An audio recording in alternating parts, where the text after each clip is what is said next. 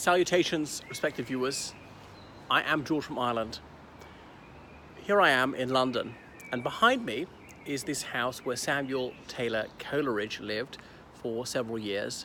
He was born not too far from here in 1772 into a middle-class family, and he went to Christ's Hospital School, which is in Sussex, some way to the south of London. So notice that the word hospital in the olden days didn't necessarily mean a place for medical treatment. It wasn't always an infirmary. Hospital could be any charitable institution, could be a school, could be an old folks home, could be a place for invalids to be cared for, or for the indigent to live, and so forth. So there are numerous schools with the word hospital in their name, such as King's Hospital in Dublin, or Queen Elizabeth Hospital in Bristol, and so forth. Anyway, and they wear like a monk's cassock as their school uniform, so it's got a large charitable element to it. So a lot of the pupils who were attending Christ's Hospital were not very wealthy. It wasn't in Sussex back then, as in the south coast of England. It was not too far from St Paul's Cathedral in the days when Coleridge attended it. Notice that Coleridge is either known by one name or three, but never two. Either Samuel Taylor Coleridge or else Coleridge. So when he left school, he made his living mainly as a writer, and he fell into a circle known as the Romantics. So it was the late 18th century.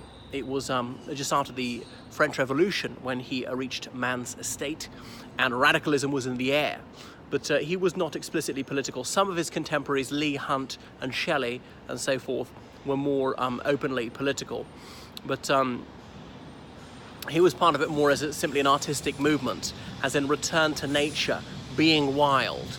And the paradigm that's often given is a garden.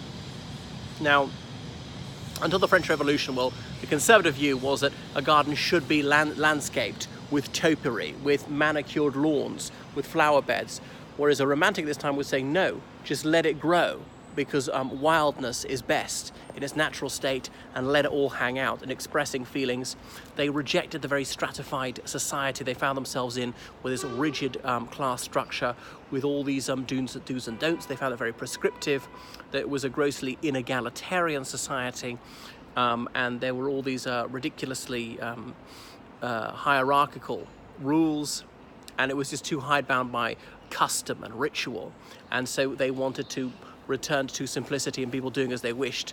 They wanted to see a wholesale reformation of society, with the emancipation of the downtrodden masses moving towards democracy.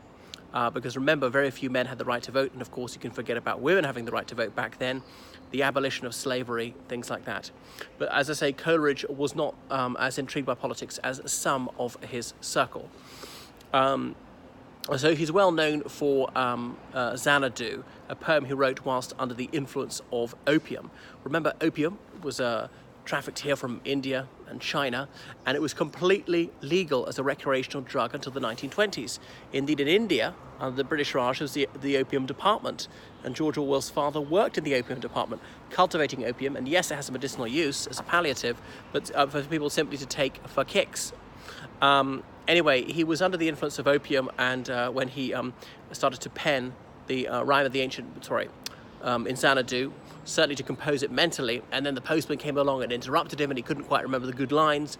But anyway, he wrote up what he could recall, though he always claimed it was not as fabulous as what he originally envisioned.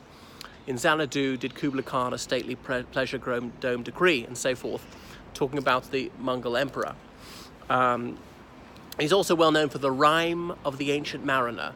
R-I-M-E is how it's spelled, rhyme, because remember that spelling wasn't standardized until into the 19th century, and Dr. Johnson wrote one of the first dictionaries, and he began to popularize what was considered to be received spelling and distinguish that from what he considered to be incorrect spelling.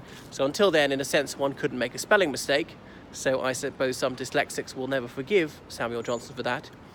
Anyway, so Coleridge, well, it's about a sailor, or mariner as he calls him, telling this story of going on a ship and someone shooting an albatross, and then they suffered a malediction from having killed that albatross.